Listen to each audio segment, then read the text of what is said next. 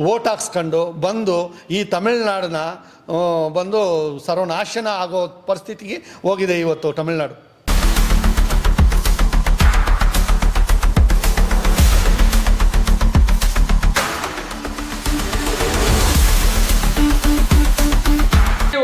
ಈಗ ಎಐಡಿಎಂಕೆ ಜೊತೆ ಅಲಯನ್ಸ್ ಆಗಿ ಸರ್ಕಾರ ನಡೆಸೋದಕ್ಕೆ ಒಪ್ಕೋಬೋದಲ್ವ?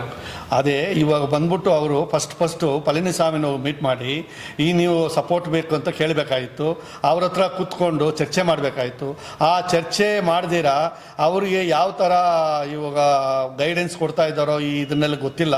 ಆಲೋಚನೆ ಕೊಡೋರು ಒಂದು ವ್ಯಕ್ತಿ, ಒಳ್ಳೆ ವ್ಯಕ್ತಿ ಪಕ್ಕದಲ್ಲಿರಬೇಕು. ಆ ವ್ಯಕ್ತಿ ಬಂದ್ಬಿಟ್ಟು ಸರಿಯಾದ ವ್ಯಕ್ತಿ ಇರಬೇಕು. ಯಾಕಂದರೆ ಇವಾಗ 40-50 ಸೀಟ್ಗಳು ಒಳಗಡೆ ಬಂದಿರೋದು ಪಳನಿಸ್ವಾಮಿ ಹತ್ರ ಹೋಗಿದ್ರೆ ಇವಾಗ 108 ಸ್ಥಾನ ಗೆದ್ದಿದ್ರೇನೋ ಒಂದು ರಿಸೈನ್ ಮಾಡಬೇಕಾಗುತ್ತೆ ತಿರುಚಿನಲ್ಲಿ 11 ಸೀಟು. ಇವಾಗ ಇನ್ನೊಂದು ಇವಾಗ ಸಭಾನಾಯಕರು ಅಂದು ಹಾಕ್ಬೇಕಂದ್ರೆ ಅವರಿಗೆ ಒಂದು ಸೀಟ್ ಹೋಗುತ್ತೆ. ಮಿಕ್ಕಿದ್ದು 106 ಇದೆ. 106 ಅಂದರೆ ಬೇಕಂದರೆ ನಿಮಗೆ 118ಗೆ ಸುಮಾರು 13 ಸ್ಥಾನ ಇನ್ನು ಬೇಕಾಗ್ತವೆ. ಇವಾಗ 5 ಮಾಡ್ಕೊಂಡು 112 ಮಾಡ್ಕೊಂಡಿದ್ದಾರೆ.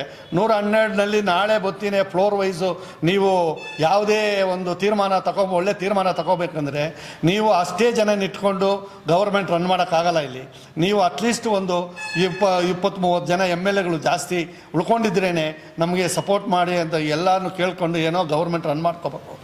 ಅದು ಮಾಡೋಕ್ಕೆ ಸಾಧ್ಯನೇ ಇಲ್ಲ. ಇವಾಗ ಅಣ್ಣಾಮಲೈ ಇವಾಗ ನೋಡಿ ಅವರು ಪಾಪ ಸೈಲೆಂಟಾಗಿ ಇವಾಗ ಏನು ಹೇಳಿದ್ದಾರೆ, ADMK DMK ಒಂದಾಗ್ತಾರೆ ಅಂತ ಹೇಳ್ತಾ ಇದ್ದಾರೆ ಮೊನ್ನೆ. ಇವಾಗ ಪೇಪರಲ್ಲಿ ಇವಾಗ ಇದರಲ್ಲಿ ನ್ಯೂಸಲ್ಲಿ ಬರ್ತಾ ಇದೆ. ಒಳ್ಳೆಯದು ಏನಾಗಿದೆ ಇವಾಗ ADMK DMK ಇಷ್ಟು ದಿನ ಕಿತ್ತಾಡಿಕೊಂಡು ಇಬ್ಬರು ಒಂದಾಗಿ ಈಗ ತಮಿಳ್ನಾಡನ್ನ ಇವಾಗ ಹಸುರ ಆಡಿ ಇವಾಗ ತಮಿಳ್ನಾಡು ಬಂದ್ಬಿಟ್ಟು ಏನಕ್ಕೆ ಇಲ್ದಿರಂಗ ಆಗುತ್ತೆ. ಒಟ್ಟಾರೆ ನಿಮ್ಮ ಪ್ರಕಾರ ಇವಾಗ 3 ಜನರಲ್ಲಿ ಕೂಡ 7 ಒಂದು ಬಿಟ್ಟಿ ಬಗೆಗಳನ್ನ ಘೋಷಣೆ ಮಾಡಿ ರಾಜ್ಯಕ್ಕೆ ಬಂದ್ರೆ ಮತ್ತೆ ನೀವು ಹೇಳೋ ಪ್ರಕಾರ ಸಾಲ ಮೇಲೆ ಸಾಲ ತೀರಿಸ್ಬಿಡ್ತಾರೆ, ಸಾಲ ಮೇಲೆ ಸಾಲ. ಹೌದು. ಒಟ್ಟಾರೆ ರಾಜ್ಯ ಅಭಿವೃದ್ಧಿ ಮಾಡೋದಕ್ಕೆ ಯಾವುದೇ ಕೋಣದಲ್ಲಿ ಆಗಲ್ಲ ಇವರು. ಯಾವ ಕಾರಣ ಅಂದರೆ ಇವಾಗ ಕೊಟ್ಟಿರೋ ಬೇಡಿಕೆಗಳನ್ನ ತೀರಿಸ್ಕೋಬೇಕು ಅಂದರೆ ಸುಮಾರು ಬಂದ್ಬಿಟ್ಟು ನಿಮ್ಗೆ ಕೋಟಿಗಳು ಬೇಕು. ನೋಡಿ, ಒಂದು ತಿಂಗಳಿಗೆ 1 ಲಕ್ಷ ಕೋಟಿ ಇದ್ರೇ ಇವಾಗ ವಿಜಯ್ ಅವರು ಕೊಟ್ಟಿರೋದಾಗಲಿ, ಈ ಪಳನಿಸ್ವಾಮಿ ಅವ್ರು ಕೊಟ್ಟಿರೋದಾಗಲಿ, ಈ ಬೇಡಿಕೆಗಳನ್ನ ತೀರ್ಸೋಕ್ಕಾಗೋದು.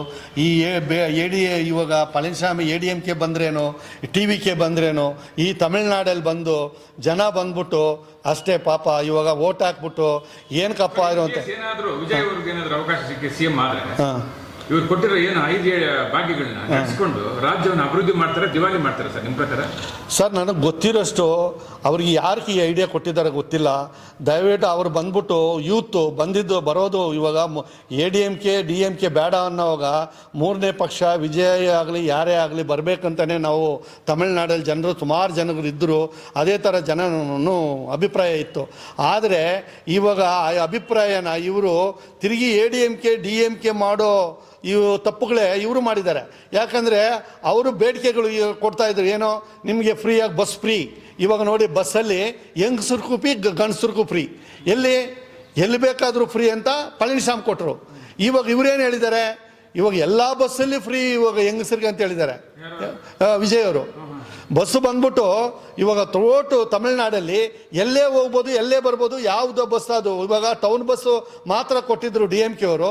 ಇವಾಗ ಏನು ಮಾಡಿದ್ದಾರೆ, ಇವಾಗ ವಿಜಯ್ ಬಂದ್ಬಿಟ್ಟು ತಮಿಳ್ನಾಡಲ್ಲಿ ಎಲ್ಲ ಗೌರ್ಮೆಂಟ್ ಬಸ್ಸು AC ಬಸ್ ಆಗಲಿ, SCTC ಆಗಲಿ, ASTC, ಇವಾಗ ಟೌನ್ ಬಸ್ ಆಗಲಿ, ಯಾವುದೇ ಬಸ್ಸಲ್ಲಿ ಇನ್ಮೇ ಇವಾಗ ಇದಿಲ್ಲ, ಟಿಕೆಟ್ ತಗೊಳ್ಳಂಗಿಲ್ಲ, ಪ್ರಯಾಣ ಮಾಡ್ಕೋಬೋದು. ಆ ಥರ ಆದರೆ ಎಷ್ಟು ಇವಾಗ ಲಕ್ಷ ಕೋಟಿಗಳ ಮೇಲೆ ಸಾಲ ಇದೆ ಅಂತ ಹೇಳ್ತಾ ಇದ್ದಾರೆ. ಯಾವುದೊಳ್ಳೆ ಟ್ರಾನ್ಸ್ಪೋರ್ಟಲ್ಲಿ ಲಾಸು. ಇವಾಗ ಇಬಿನಲ್ಲಿ ನೋಡಿ 200 ಯೂನಿಟ್ ಫ್ರೀ ಕೊಡ್ತೀನಿ ಅಂತ ಹೇಳಿದ್ದಾರೆ ಎಲ್ಲರಿಗೂ. 200 ಯೂನಿಟ್ ಫ್ರೀ ಕೊಡ್ತೀನಿ ಅಂತ ಹೇಳಿದ್ದಾರೆ. ಅಷ್ಟು ಸುಲಭ ಅದಲ್ಲ. 200 ಯೂನಿಟ್ ಫ್ರೀ ಕೊಟ್ಟರೆ ಅಲ್ಲಿ EBನೂ ದಿವಾಳಾಗುತ್ತೆ. ಹೌದು, 200 ಯೂನಿಟ್ ಫ್ರೀ ಅಂತ ಹೇಳಿದ್ದಾರೆ. ಪ್ರತಿಯೊಂದು ಕುಟುಂಬಕ್ಕೂ 200 ಯೂನಿಟ್ ಫ್ರೀ ಅಂತ ಹೇಳಿದ್ದಾರೆ. ಹೌದು, ಕರ್ನಾಟಕದಲ್ಲಾದರೂ ಸ್ವಲ್ಪ ಜನಕ್ಕೆ ಇವಾಗ ಬೇಡಿಕೆ, ಇವಾಗ ಹೆಂಗಸರಿಗೆ ಎಲ್ಲ ರೇಷನ್ ಕಾರ್ಡ್ಗೂ ಕೊಟ್ಟಿಲ್ಲ. ಇಲ್ಲಿ ಏನು ಹೇಳಿದ್ದಾರೆ, ಪ್ರತಿಯೊಂದು ರೇಷನ್ ಕಾರ್ಡ್ಗೂ 65 ಕೆಳಗಡೆ ಇರೋ ಮಹಿಳೆಯರಿಗೆ 2,500 ರೂಪಾಯಿ ಅಂತ ಹೇಳಿದ್ದಾರೆ. ಆ 2,500 ರೂಪಾಯಿ ಕ್ಯಾಲ್ಕುಲೇಷನ್ ನೋಡಿದ್ರೆ 60,000 ಕೋಟಿ ಬೇಕು ಒಂದು ತಿಂಗಳಿಗೆ, ಅದು ಮಾತ್ರನೇ. ಆಮೇಲೆ ಹುಟ್ಟೋ ಮಕ್ಕಳಿಗೆ ನೀವು ಚಿಂದಾಕೋ ಒಂದು ಉಂಗುರ ಕೊಡ್ತೀವಿ ಅಂತ ಹೇಳಿದ್ದಾರೆ.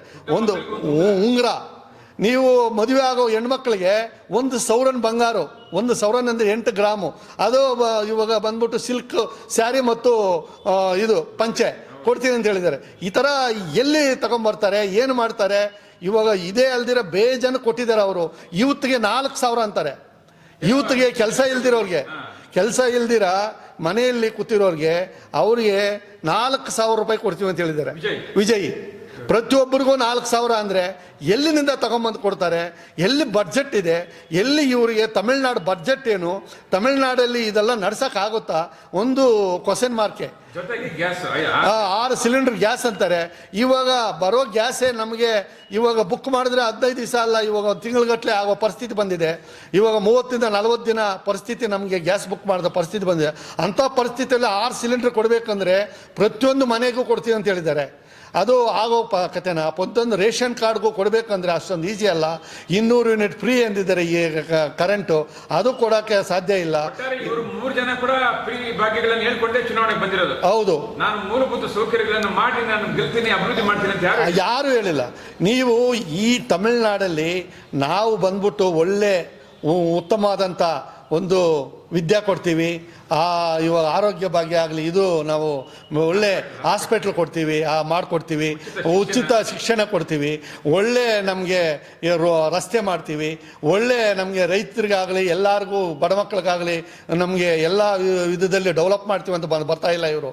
ಎಲ್ಲರಿಗೂ ಒಂದೇ ಒಂದು ಏನಂದರೆ, ಏನೋ ಒಂದು ಬೇಡಿಕೆ ಇಟ್ಟು ಆಸೆ ತೋರಿಸಿ ಓಟ್ ಹಾಕ್ಸ್ಕೊಂಡು ಬಂದು ಈ ತಮಿಳ್ನಾಡನ್ನ ಬಂದು ಸರ್ವನಾಶನ ಆಗೋ ಪರಿಸ್ಥಿತಿಗೆ ಹೋಗಿದೆ ಇವತ್ತು ತಮಿಳ್ನಾಡು. ನಮಸ್ತೆ ಎಲ್ಲ ನನ್ನ ಪ್ರೀತಿಯ ಕನ್ನಡಾಭಿಮಾನಿಗಳಿಗೆ, ಕಲಾಭಿಮಾನಿಗಳಿಗೆ ನಿಮ್ಮ ಪ್ರೀತಿಯ ಶಿವಾರ ಉಮೇಶ್ ಮಾಡೋ ನಮಸ್ಕಾರಗಳು. ಕೋಲಾರದ ಸಮಸ್ತ ಬಂಧುಗಳು, ಕರ್ನಾಟಕದ ಎಲ್ಲ ಕಲಾಭಿಮಾನಿಗಳು, ಕನ್ನಡಾಭಿಮಾನಿಗಳು ಈ ಐಡಿಯಾ ನ್ಯೂಸ್ ಚಾನಲ್ನ ಸಬ್ಸ್ಕ್ರೈಬ್ ಮಾಡ್ಕೊಳ್ಳಿ, ಬೆಂಬಲಿಸಿ, ಆಶೀರ್ವದಿಸಿ, ಆನಂದಿಸಿ, ವಿವೇಚಿಸಿ, ವಿಚಾರಿಸಿ. ಐಡಿಯಾ ನ್ಯೂಸ್ ಚಾನಲ್ಗೆ ತಾವೆಲ್ಲರೂ ಕೂಡ ಚಂದರ್ರಾಜ್. ಧನ್ಯವಾದಗಳು.